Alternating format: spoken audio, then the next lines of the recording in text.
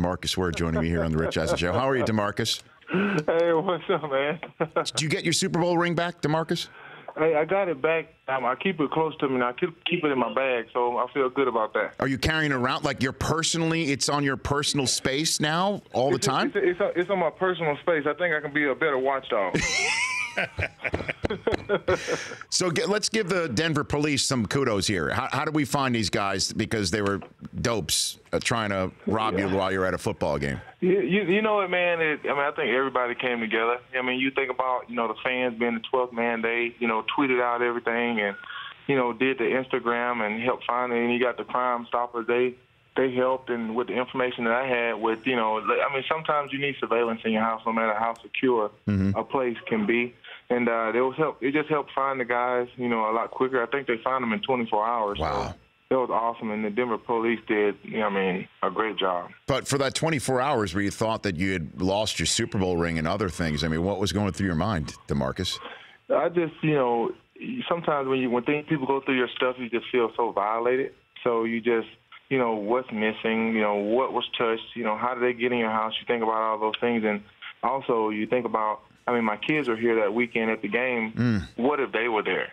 You always think about things like that in security. So you never take things for granted. Well, I'm glad that everybody's safe and sound. You got all your stuff back, and everybody knows not to mess with DeMarcus Ware. Let's make sure everybody understands that. He's here on the Rich Eisen Show. So, how is Wade Phillips doing, DeMarcus? He's doing really good, man. When I seen him on the sideline, I was on the other end. I didn't even know, what happened. I thought something. You never know with coaches, and when I think Roby got the interception, I thought he got too excited, and something could have happened to him, but he got hit and found that out, and he was in meetings today. He's a jokester, so he was joking about the situation about him. Now he needs to be in the press box, just being funny, but he's doing really well. DeMarcus Ware joining me here on the Rich Eisen Show. All right, how good can this team be? Compare it to other teams that you've been on, including last year's Super Bowl champion, DeMarcus. I think this team right here, you know how when you always go back and think about experience, you think about maturity, guys playing, with each other. The sky is always the limit when you know your expectations and what you've already accomplished. And this team can, we can go back to the Super Bowl, we can win the Super Bowl, but it's all about the will, the want.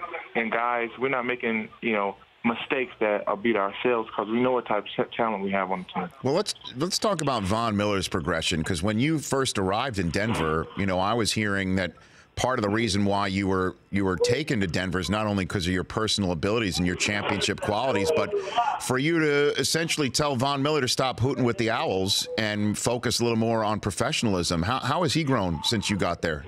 Just being here from when I first got here with Vaughn, I seen how his work ethic was, and saying that he had to get back from his knee injury because that was the year when I came in. And then, me being a big mentor to him, a guy that he looked up to since college, it was very big for him to, get a leader that led by example.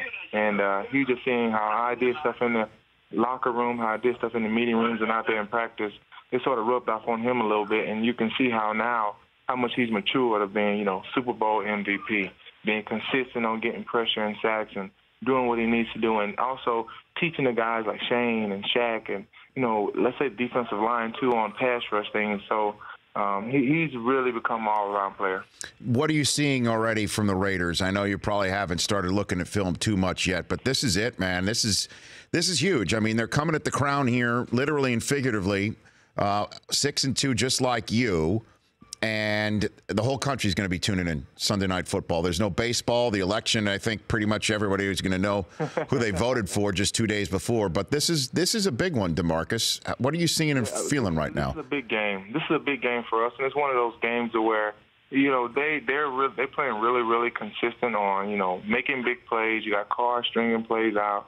They're running the ball really well, so we have to make them one-dimensional. They're a team that's hot right now. We're 6-2. They're 6-2. There's a lot at stake, and I think it's going to come down to what team make the least mistakes, who has the most turnovers throughout the game, and who runs the ball well and control the clock. So how do you make them one-dimensional, DeMarcus?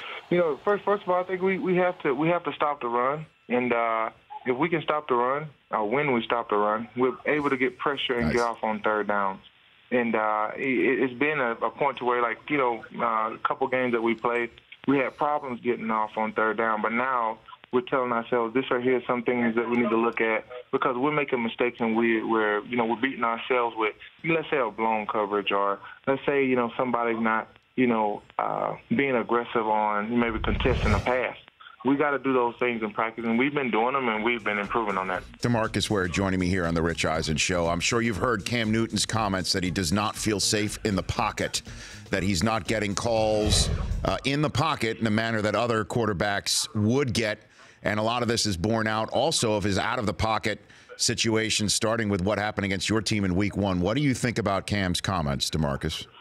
I think, if you got a quarterback that, runs the ball and they have that let's say, running back mentality, you're going to get a lot more contact. You're going to get a lot more hits on you.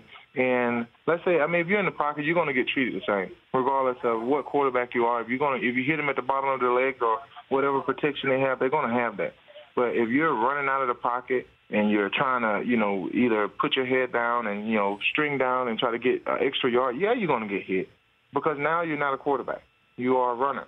You're a runner. You are a running back. You're a wide receiver. You're a specialty guy, and you're going to take those hits. So I just think that, if you're going to be a quarterback, you got to stay in the pocket, and you're going to get protected.